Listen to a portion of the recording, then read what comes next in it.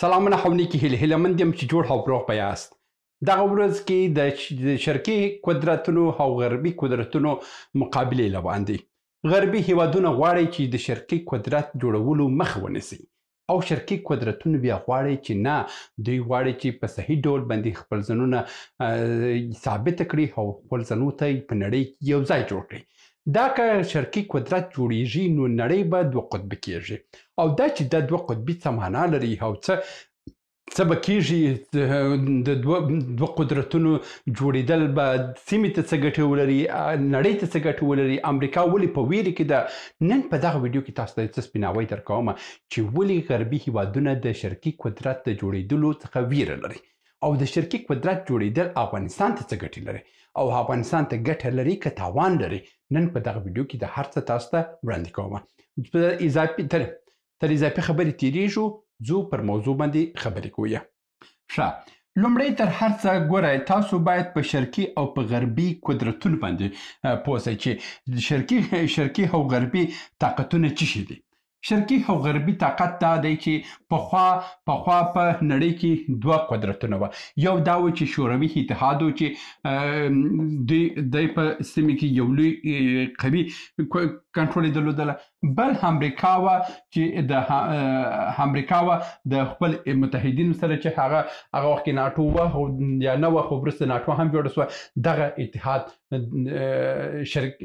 او دا اتحاد چې د غربي اتحاد و. او شرقي اتحاد چې شرقي اتحاد کې ډېر هیوادونه وه چې هغه مثلا نو تر جرمني، نیمه جرمني وه، مثلا پولنډ و، چکسلواکیا وه، دې خواته اوکراین و، بلاروس و، تر افغانستان راغلي وه، ازبکستان، تاجکستان، ترکمنستان او قزاقستان، قرغیزستان، چچنیا، دا ټوله د شوروي اتحاد تر کنټرول لاندې وه. په هغه وخت کې چین چې ویه، چین د شرقي اتحاد سره نه ویه، ځکه چې چین د روسیې څخه ویره درلودل چې پر دوی باندې حمله ونه کړي، پر دوی باندې جنجال جوړ نه کړي. هغه په یو ډول باندې د غربي اتحاد تر کنټرول لاندې و، ځکه چې هلته جاپان ور باندې حصار درلودل. جاپان هم هند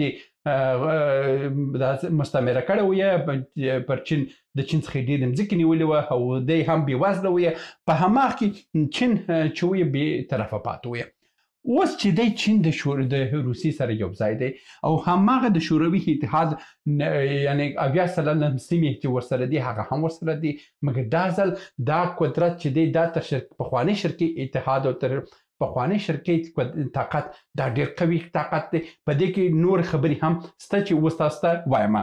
د امریکا طاقت په هکله باندې که زه خبرې وکړم چې هغه دا دی چې یو اس مثلا امریکا، یو کې د بریتانیا او چې په هغه کې بیا هغه نور هیوادونه هم دي، کاناډا ده او استرالیا ده او هغه د بریتانیا ټولو مستعمرې دي. او که بیا دې خواته راسو ناټو ده چې پکښې کې د اروپا ډېر هیوادونه پکښې کې شته. دا ټول قدرت چې دی دا غربي طاقت دی. دلته اوس راځم د شرقي طاقت په هکله باندې تاسو ته وایم چې شرقي طاقت کې کوم قدرتونه اوس سره یو ځای شوي. پخوا چې وه هغه یوازې روسیه وه او خپل کنټرول یې درلودله. اوس چې دی په دې کې روسیه ده، روسیه خپل دی، بیا چین دی چې دا خپل قدرت دی، بل نورت کوریا ده، شمالي کوریا چې دا قدرت دی، بل اوس هند د دوی سره یو ځای دی، په مستقیم او غیر مستقیم باندې اوس یو ځای شوی دی. برازیل د دوی سره یو ځای دی او که د برازیل څخه راتیر سو بیا ساوت افریقا، که وګورو ساوت افریقا د دوی سره یو ځای شوی ده. دا هیوادونه چې دي دا پخوا د سره د شوروي اتحاد سره مستقیمه نه وه، مګر اوس په مستقیمه ډول باندې دوی دي. د بل حدرسه که راسمه د اقتصادونو خبره وکړو. پخوا چې اقتصاد خبره کېدله یوازې شوروي اتحاد ښه پیسې درلودله، مګر هغه وخت کې چین پیسې نه درلود، شمالي کوریا پیسې نه درلود، هغه وخت کې ایران پیسې نه درلود، د هند دونه پیسې نه درلود، ساوث افریقا پیسې نه درلودل، امریکا د چاپ ماشینونه درلودل، اروپا د چاپ ماشینونه درلودل، دوی سره پریمانه پیسې وه. مګر دا ځل چې دی د چین سره ښه پریمانه پیسې دي. چین هغه دی نږدې 7 تریلیونه ډالر اقتصاد لري، د روسیې له هم نږدې 1.5 تریلیون دی، د هند له هغه د 4 تریلیونه دی، د برازیل له 2 تریلیونه دی. دا ټول تریلیونونه ډالر دی چې دی شرقي اتحاد پیسې هم پکې کې ډېرې سوي دي. شرقي هیوادونو شرقي طاقت کې د تولید کچه ډېره لوړه ده. اوس په امریکا کې د یو شاور جوړول مثلا په د چین څخه چې کوم جنس جوړ ځي امریکا ته، هغه په 125 ډالر دی، او که خپل په امریکا کې جوړ سي هغه 300 ډالر باندې جوړیږي. یعنی دلته د شرقي اتحاد سره د تولید د صنعت ټکنالوژي د هر څه ورسره دی، کارګر هم دوی سره شته. نو دا ټولې خبرې که سره راوسپړو، دا ټول سره یو ځای کړو، نو اوس غربي هیوادونه د شرقي طاقت د جوړېدو څخه په ویره کې دي. پخوا په ویره کې نه وه، پخوا دوی فکر کولی چې دا خو دوامداره دي او دوی موږ تر کنټرول لاندې دي. او امریکا چې پر یو موضوع باندې دوی همیشه فکر کوله چې نور به په هیڅ ډول باندې نه اوسي، هغه چې شوه هغه په دریم موضوع کې زه تاسو ته وایم هغه د ټکنالوژي خبره وه. امریکا دا خبره په ژوند هم دا نه ویله چې د شرقي اتحاد به ټکنالوژي ته لاس پیدا کړي، مګر اوس یې لاس پیدا کړی دی. دلته غربي اتحاد GPS لري، چې ګلوبل پوزیشن سیستم دی، چې هغه موقعیتونه په د سر کې. اوس د شرقي اتحاد د چین سره بایدو دی، چې هغه هم د تر GPS ډیر قوي تر دی. دلته د غربي اتحاد سره مثلا ګوګل وو، همداسې ډول یوټیوب وو.